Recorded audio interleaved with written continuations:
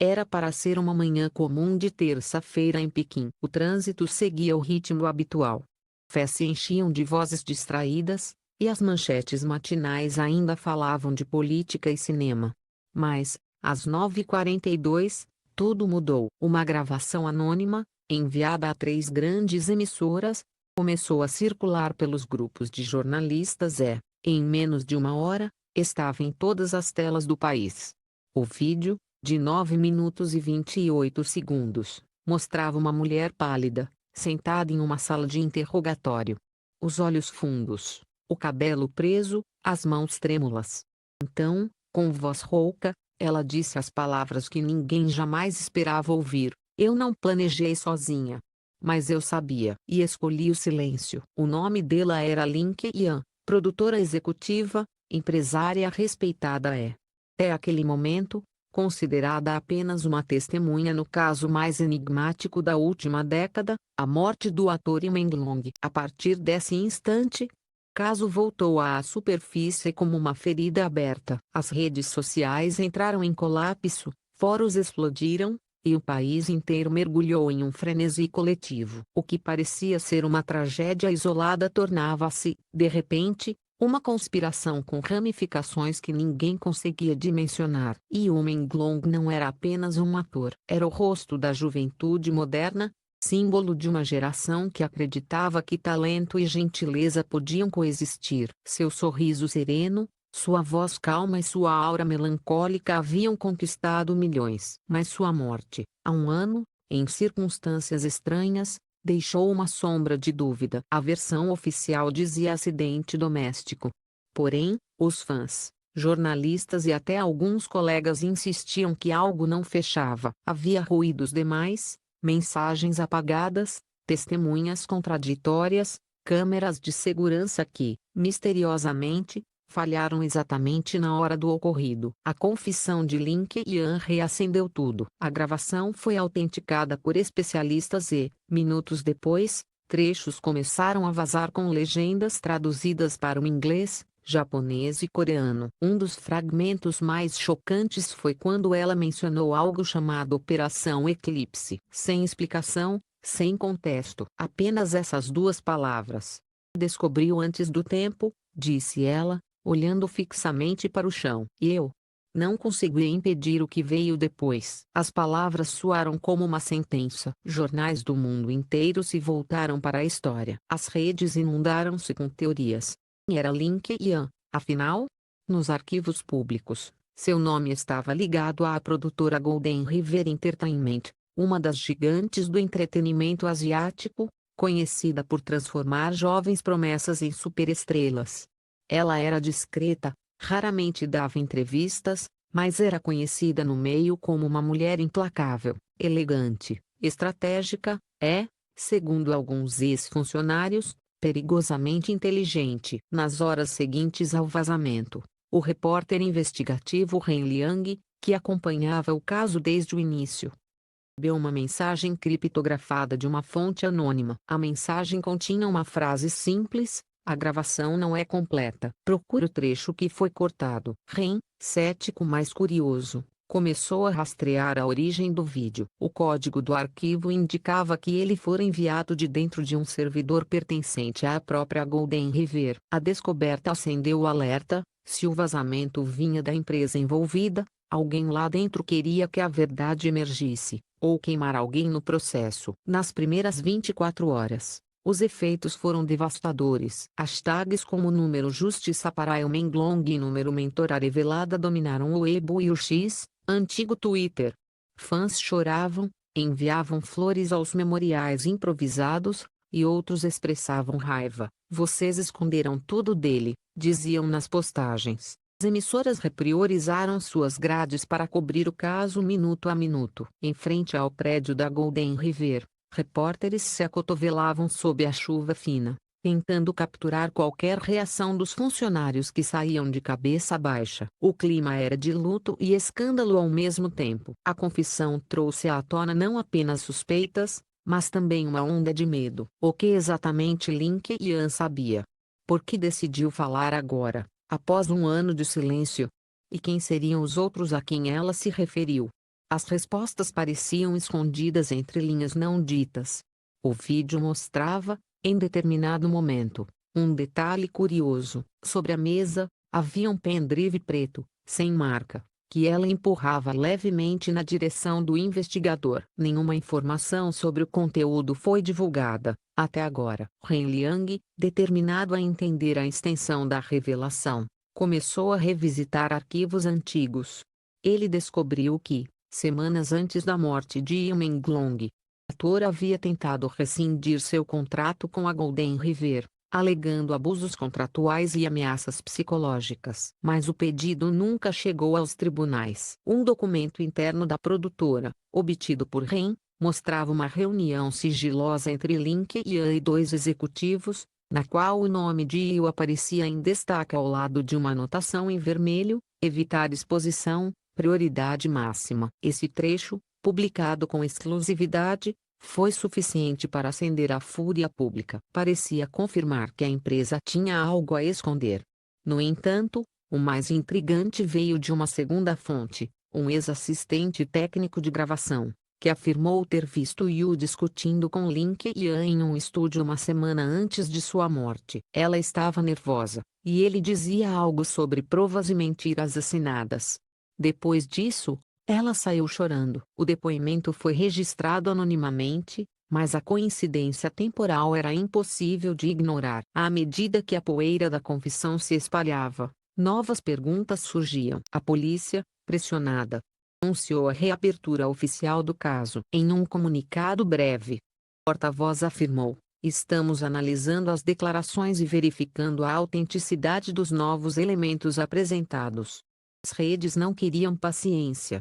Queriam sangue. Enquanto isso, surgiam rumores de que Lin Keqiang havia tentado se entregar voluntariamente antes do vazamento do vídeo, mas fora instruída a aguardar. O advogado dela, que desapareceu por 2 dias, deu uma entrevista enigmática.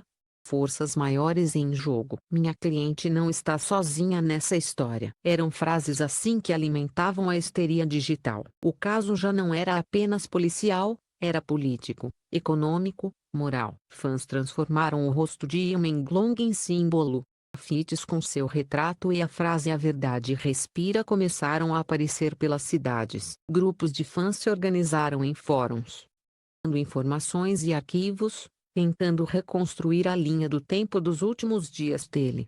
Deles descobriu algo assustador. No mesmo dia da morte, Lin Keqiang teria feito 3 ligações para um número internacional registrado em Hong Kong, apenas 20 minutos antes do acidente.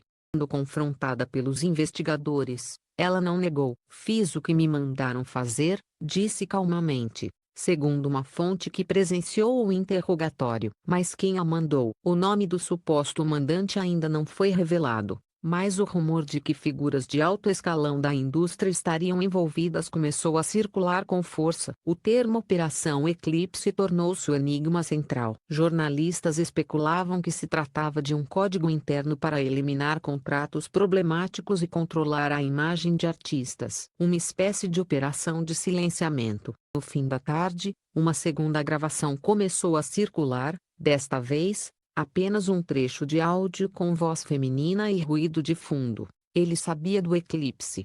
Avisei. Mas já era tarde." A autenticidade do áudio não foi confirmada. Mas a semelhança com a voz de Lin Keqiang era assustadora. À noite, quando o caos parecia ter atingido o limite, uma nova bomba explodiu. O repórter Ren Liang recebeu, em um envelope sem remetente, pendrive idêntico ao do vídeo original. Dentro, havia apenas um arquivo de texto, uma lista de nomes e datas. No topo, uma linha fria: "Eclipse, fase 3, concluída." Nomes de atores, diretores e produtores conhecidos estavam lá, inclusive o de Yu Menglong, marcado com a palavra "neutralizado." Olhou o documento com as mãos trêmulas. A descoberta não era apenas uma pista, era um mapa para algo muito maior. No rodapé, uma frase parecia escrita à pressa, letras distorcidas: "Se isso for publicado, alguém morrerá." Quando o relógio marcou meia-noite, as ruas de Pequim estavam silenciosas. As telas continuavam acesas. As pessoas liam, compartilhavam, temiam. E no centro de tudo, Lin Keqian permanecia calada, como se guardasse a última peça do quebra-cabeça. No final da gravação original, um trecho que poucas pessoas viram, ela levanta o olhar para o investigador e pergunta, com um tom que mistura cansaço e ironia: contar tudo, o que vai acontecer com o resto deles? A pergunta pairou no ar como uma sentença. E o mundo, sem perceber, acabara de abrir a porta para o lado mais sombrio da verdade. O amanhecer seguinte trouxe uma calmaria falsa. As ruas de Pequim pareciam silenciosas demais, como se a cidade inteira prendesse a respiração. Mas sob a superfície, o caos continuava. Nas redações, analistas passavam a madrugada analisando o pendrive vazado. O arquivo Eclipse, fase 3, concluída, não era apenas uma lista de nomes. Era um mapa de poder, arquitetura oculta conectando empresários, políticos e artistas que, até então, pareciam intocáveis. O nome de Yu Menglong estava ali, destacado entre estrelas que agora temiam o mesmo destino. Enquanto o público se dividia entre descrença e indignação, o repórter Ren Liang desapareceu por quase 24 horas. Nenhum colega sabia onde ele estava. Rumores diziam que havia sido seguido, outros acreditavam que fora detido para evitar novas revelações. Quando finalmente reapareceu, na madrugada do terceiro dia, trouxe consigo uma nova gravação, uma entrevista exclusiva com alguém que dizia ter participado da Operação Eclipse. O vídeo, gravado em um quarto de hotel, mostrava um homem de rosto encoberto e voz distorcida. Ele se apresentava apenas como testemunha X. Eclipse não era apenas sobre silenciar artistas, era sobre controle, imagem, contratos, dinheiro. E quando alguém ameaçava o equilíbrio, era removido. As palavras ecoaram pelas redações como uma sentença. Segundo a testemunha X, Yu Menglong havia descoberto que a Golden River estava manipulando lucros de campanhas publicitárias através de empresas fantasmas, e que Lin Keqian era apenas a intermediária. O comando vinha de cima. E um conselho secreto, disse ele. 4 pessoas chamavam-se de Avós do Ouro. A revelação levou o caso a outro nível. Em poucas horas, investigadores da Divisão Anticorrupção começaram a cruzar dados financeiros. 3 contas offshore, todas ligadas a uma empresa com o mesmo endereço da sede da produtora, foram bloqueadas. E, pela primeira vez, o governo admitiu publicamente que o caso envolvia elementos de crime organizado. A confissão de Lin Keqian deixava de ser apenas uma tragédia do entretenimento. Tornava-se um espelho sombrio da própria indústria. A mulher que antes parecia frágil agora surgia como peça central de um jogo muito maior. Novos documentos obtidos com exclusividade mostravam que, após a morte de Yu, Lin recebeu uma transferência milionária de uma conta anônima em Hong Kong. Ela teria tentado devolver o dinheiro semanas depois, mas foi impedida. Em uma das mensagens interceptadas, a um contato identificado apenas como Sombra, ela escreveu: eles querem que eu cale. Mas o silêncio custa caro demais. No meio da tempestade, Golden River se pronunciou oficialmente. O comunicado, frio e impessoal, afirmava que a empresa está colaborando integralmente com as autoridades e negava qualquer envolvimento nos fatos. Mas bastou uma hora para que um ex-diretor de proteção anônima desmentisse tudo. Em entrevista à rede japonesa NHK, ele confirmou que existia, sim, uma operação Eclipse, criada para destruir carreiras que ameaçavam o poder interno da produtora. Yu Menglong foi o primeiro a se recusar a assinar o contrato de extensão. Ele queria liberdade, e liberdade era o que eles mais temiam. A essa altura, o caso já ultrapassava fronteiras. Portais na Coreia e no Japão comparavam o escândalo aos grandes casos de corrupção política. Agências internacionais enviaram repórteres para cobrir o desenrolar da investigação, enquanto fãs, armados de esperança e dor, continuavam a vigília em frente ao antigo estúdio onde Yu costumava gravar. Cartazes com mensagens como "A verdade respira e ele não morreu em vão" cobriam os muros. Mas nem todos acreditavam na narrativa de Lin Keqian. Grupos céticos insistiam que a confissão poderia ser parte de um teatro maior, uma estratégia para desviar a atenção de figuras mais poderosas. Um dos promotores responsáveis pelo caso, o procurador Zhao Min, declarou em coletiva: precisamos de provas, não de emoção. Confissões podem ser construídas, mas os dados não mentem. Mesmo assim, o vazamento de novos trechos da entrevista de Lin tornava a dúvida quase impossível.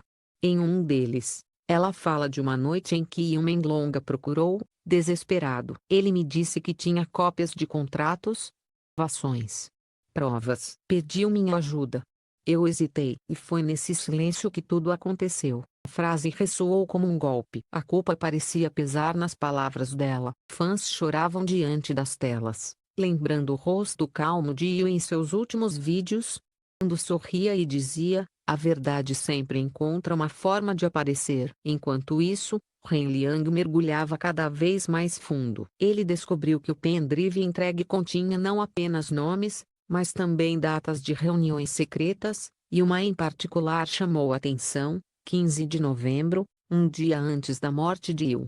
No registro, havia o nome de Lin, dois executivos da Golden River e uma sigla misteriosa, CMK. Decidido a entender o significado, Ren viajou até Xangai, onde encontrou uma antiga secretária da empresa. Ela aceitou falar, com a condição de não ser identificada. CMK não era um nome, era um código interno para o grupo de decisão. Significava Comitê de Manipulação de K-Artists. A revelação era devastadora. Significava que o escândalo ultrapassava fronteiras, envolvia também artistas estrangeiros, contratos internacionais e um sistema de controle global. O que começou como um mistério isolado agora se tornava um retrato do poder invisível por trás da cultura pop asiática. Mas a história ainda aguardava seu golpe final. Noite de 23 de março, um novo vídeo surgiu na The Web. Nele, Lin Keqiang aparece novamente, em uma cela, falando diretamente à câmera. Maquiagem, sem roteiro. Eles me prometeram proteção se eu ficasse calada. Mas a verdade não se cala. O eclipse não acabou. Ele está apenas mudando de forma. Logo depois, a imagem corta. O vídeo termina com um ruído metálico e a tela fica preta. Horas depois, Lin Keqiang foi encontrada inconsciente em sua cela. A versão oficial: tentativa de suicídio. Mas para muitos, era apenas mais um silêncio imposto. Nenhum boletim médico foi divulgado. Nenhum agente do presídio aceitou dar declarações. Liang, que publicara todas as informações sobre o caso, começou a receber mensagens ameaçadoras. Uma delas dizia apenas: pare de procurar. O eclipse te vê. Mesmo assim, ele continuou. Uma matéria especial publicada 3 dias depois revelou o conteúdo final do pendrive, uma pasta chamada Sombras sublinhado Arquivos. Dentro, um vídeo de segurança do estacionamento onde Yumenlong morreu. O arquivo mostrava um carro preto estacionando às 22h17. Do veículo, desce uma mulher, Lin Keqiang, seguida por um homem de terno escuro, nunca identificado. Ela entra no prédio. O homem, não. 3 minutos depois, o forte corta a tela e a câmera é desligada. Peritos confirmaram: o vídeo não havia sido adulterado.